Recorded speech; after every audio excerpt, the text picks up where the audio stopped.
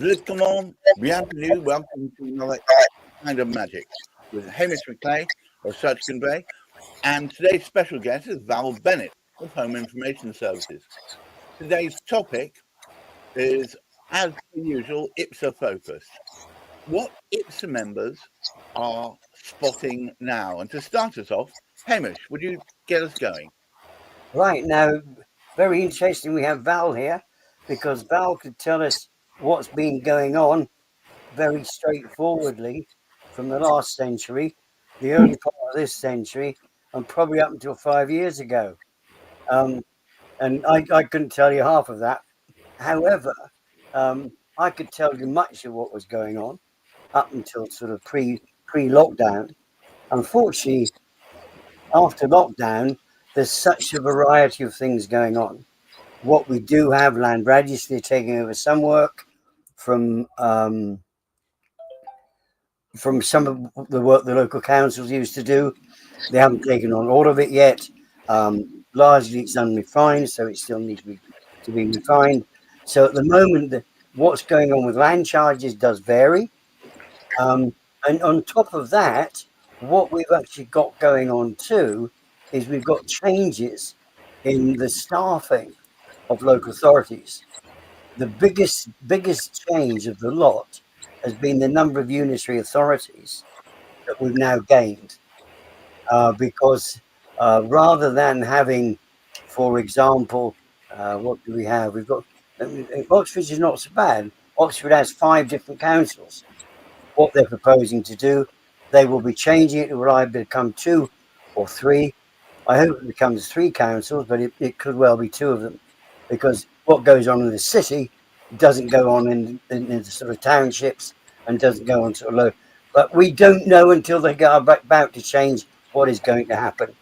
So there's a lot of things which are going on, and it's the unitary authorities, I think, which are causing one of the biggest challenges in terms of the length of time it takes to get our work.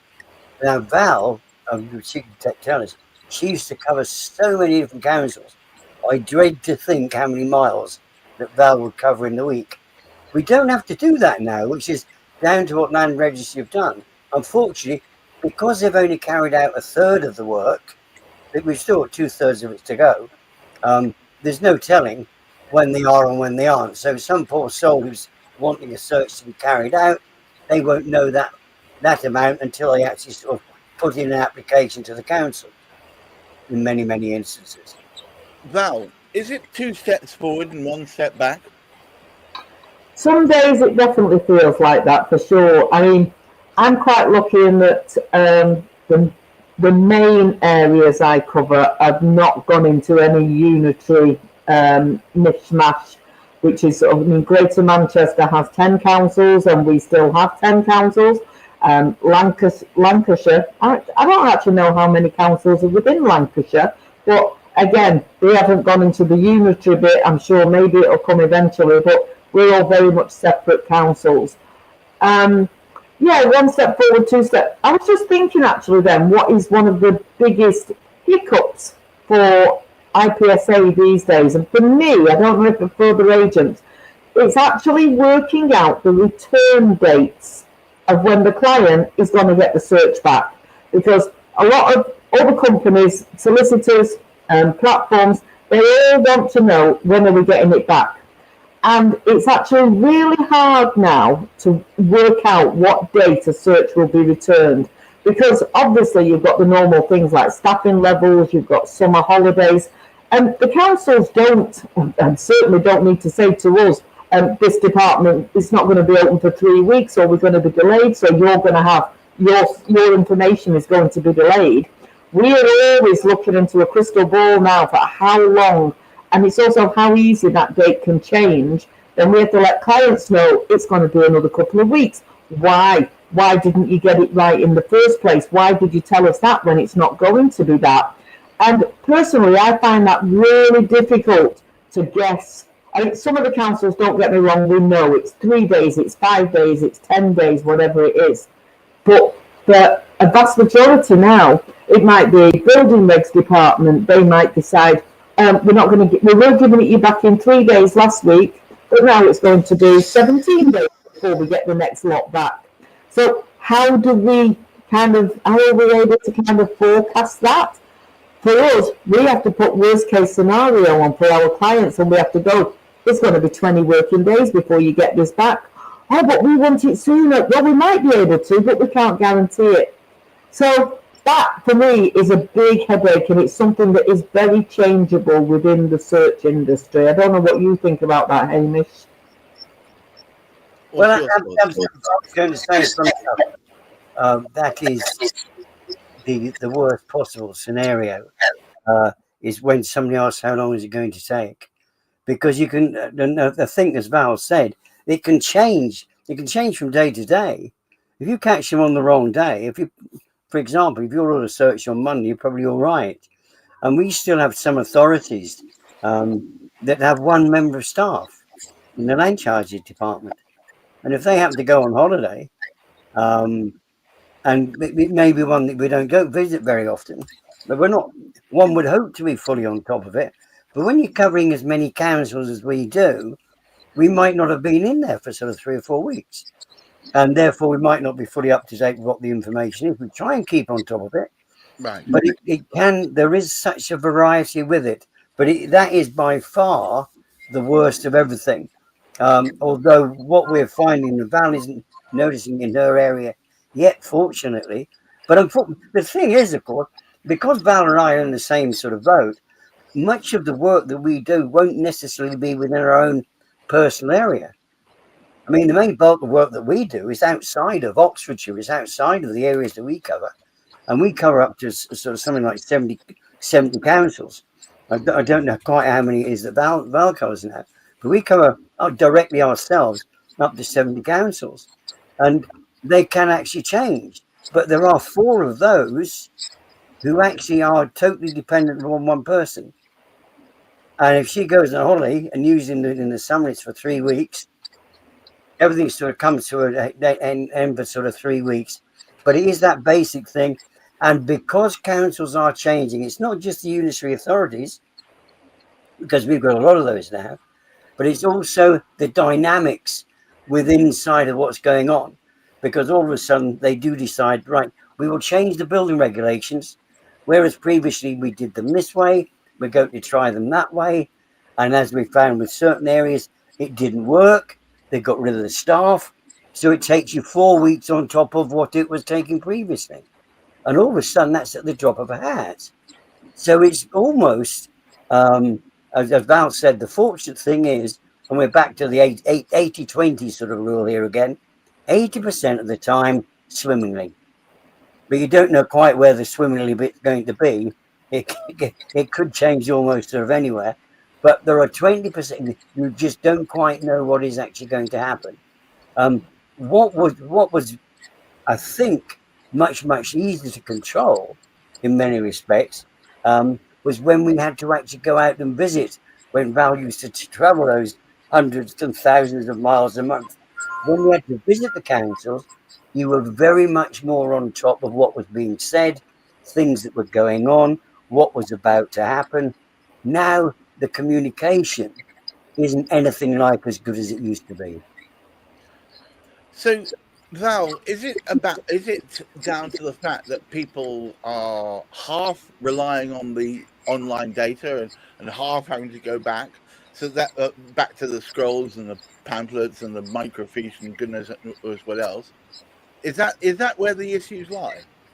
Absolutely. I mean, take Liverpool Council, for instance. I mean, Liverpool were the first, if not one of the first, to be fully HMLR back in, was it 2018? I think so, sort of 5-6 years now they've been HMLR, which is great. So we can get all Liverpool's land charge information, HMLR, it's instant. Now, we still have to make appointments to attend at the local library. We're not allowed to go to the council, but there's a computer for us in the library. And from there, we can get the highways maps and we can get building regs, because Liverpool building regs are not online at all. But they have split it up, because so they've got, in the library, they've got building regs up to 2019. Okay, and then after 2019, they didn't update the computer system in the council.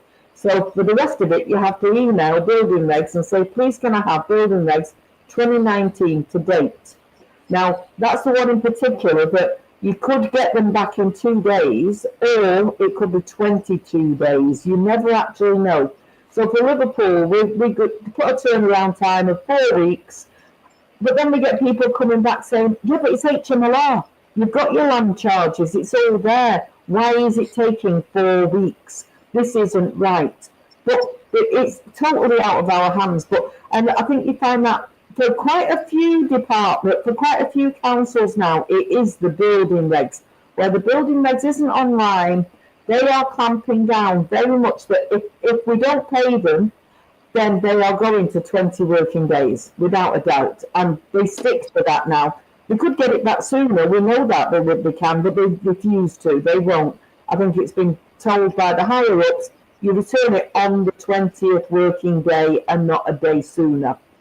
So yeah, it's a bit of a catch-22. It's lovely in some ways and then in other ways, but then you've got other councils which are amazingly wonderful and you can't sing their praises enough, and if there's something urgent, they will help you out.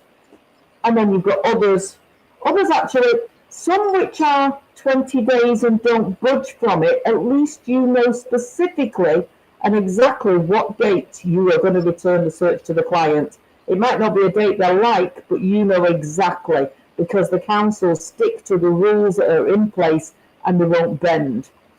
So what do we want? Do we want flexible councils? Do we want rigid councils?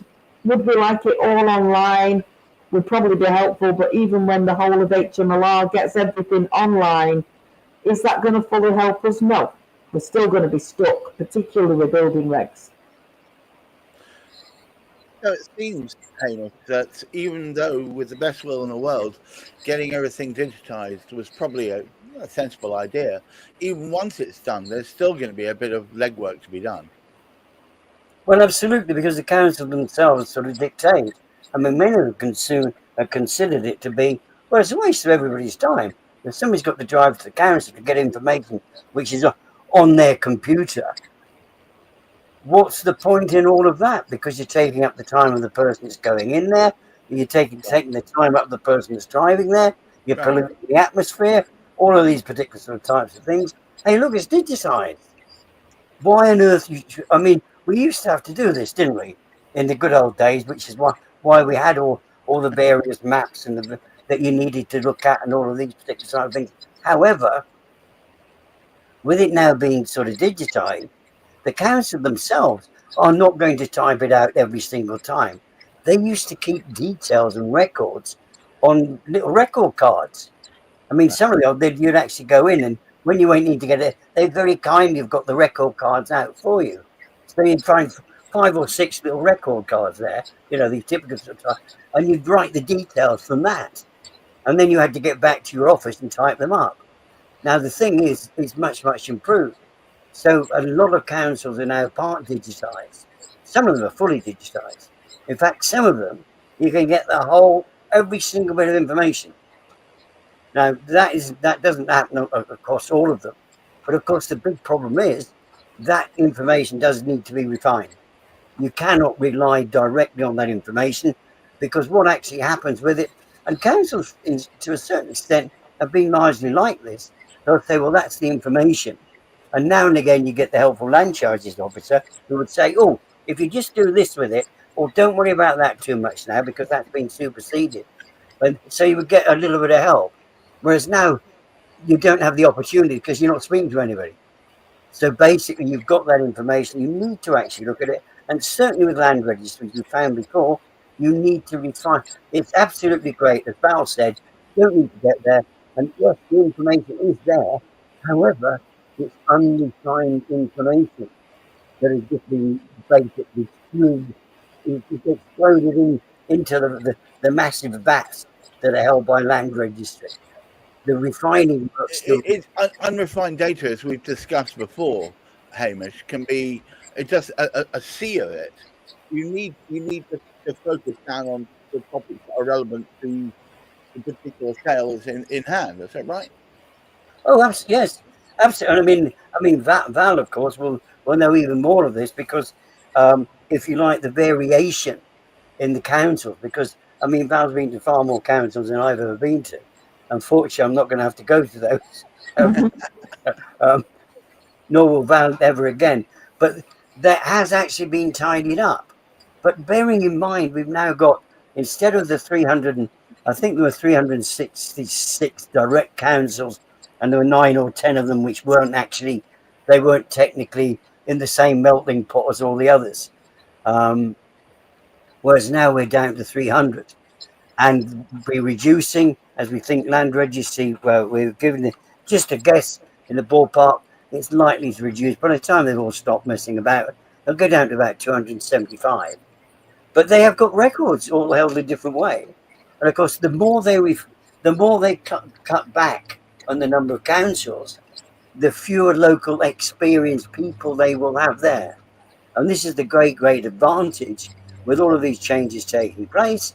When you actually look at it, I mean, Val's still got those independent ones to go to.